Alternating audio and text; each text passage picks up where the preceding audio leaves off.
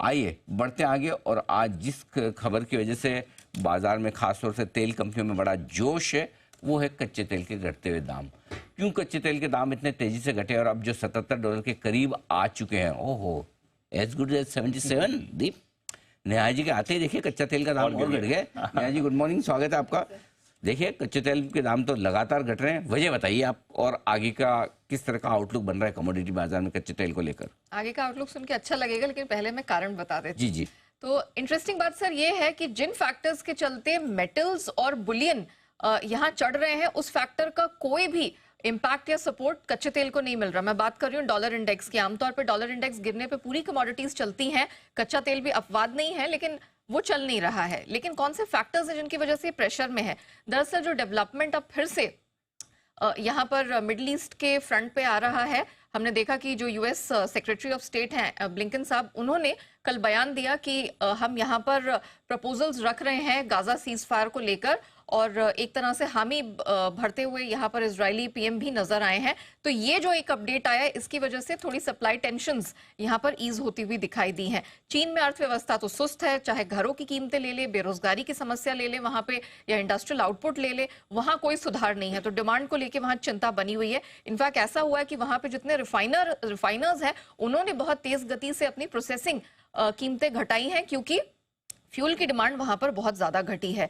Libya, आपको याद होगा कि यहां पर इस महीने की शुरुआत में ही फोर्स मेजॉर डिक्लेयर हुआ था, और वहां पर उत्पादन, उसकी शरारा ऑयल फील्ड सबसे बड़ी ऑयल फील्ड है, वहां पर बंद हो गया था। फिर से वहां पर उत्पादन शुरू हुआ है और थोड़ा बढ़ने की ही संभावना है। ओपेक प्लस उत्पादन कटौती के रोल बैक को लेकर अभी भी स्थिर है। कीमतें घटी हैं, लेकिन उन्होंने कोई ऐसा बयान नहीं दिया है कि वो रोल बैक यहां पर अक्टूबर से रोकेंगे, जारी रहेगा। प्लस ओपेक और आईईए की जो मंथली रिपोर्ट आई है, उसमें उन्होंने जो डिमांड ग्रोथ का आउटलुक है ग्लोबल फ्रंट पर, वो घटाया है इस साल और अगले साल के लिए। और साथ ही हमने देखा है एक रिपोर्ट निकल कर आई है जिसमें ये बात सामने निकल कर आ रही है कि चीन का जो सऊदी अरब का तेल एक्सपोर्ट है, वो सितंबर के महीने में 30 लाख बैरल से गिर सकता है। वो वैसे भी गिर रहा है।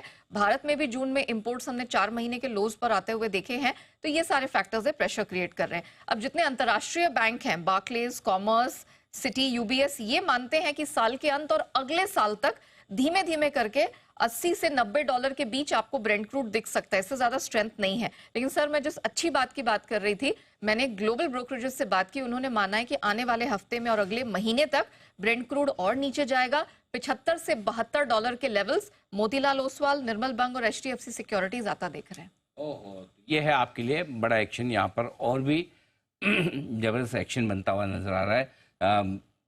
टारगेट $85-90 के बार्कलेस, और कोई नीचे वाले टारगेट नहीं है? नीचे वाले हैं सर, जो हमारे ये तो थोड़े लंबे वाले टारगेट हैं। ये जो आप 85-80 देख रहे हैं, ये साल के अंत और अगले साल के टारगेट्स हैं। लेकिन आप नोटिस करेंगे लोकल वाले के सबके नीचे हैं। लोकल वाले नीचे हैं, क्योंकि ये छोटी अवधि के हैं। ये आने वाले 2 से 4 हफ्ते के हिसाब से कह रहे हैं कि अभी और प्रेशर बढ़ेगा, और $100 की बात अब कोई नहीं कर रहा है। नोबडी इज टॉकिंग अबाउट $100, $90 के आसपास ही अगले 6-8 महीने में देख रहे हैं। चलो बढ़िया है। तो ये है आपके लिए HDFC सिक्योरिटीज और निर्मल बंग दोनों ही नीचे के टारगेट देते हुए दिख रहे हैं। अगले 4-6 हफ्ते में तो नीचे आने की पूरे चांस है। आज खबरें भी चल रही हैं कि इजराइल ने यूएस का जो प्रपोजल है सीज फायर के लिए, वो एक्सेप्ट कर लिया है।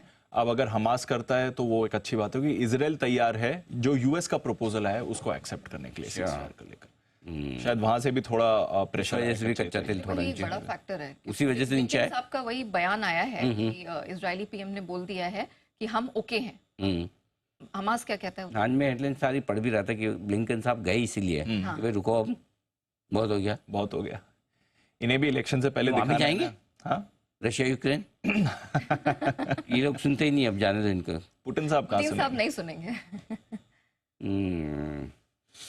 पुतिन साहब ने जरूर पुट लिए होंगे शुरू करने के पहले। Put in calls out. तो चलिए, ये है आपके लिए कच्चे तेल पर कुछ अच्छी खबर लेकर आती हुई। हाँ, ये बता रहे हैं कि शॉर्ट टर्म में थोड़ा और दबाव रह सकता है, और वजह यह है इजराइल तैयार है सीज फायर के लिए प्रिंसिपली। अब अगर हमास भी तैयार होता है तो कुछ शांति के आसार बनते हुए दिखेंगे। वो आपको, हमें सबको पसंद जरूर आएंगे।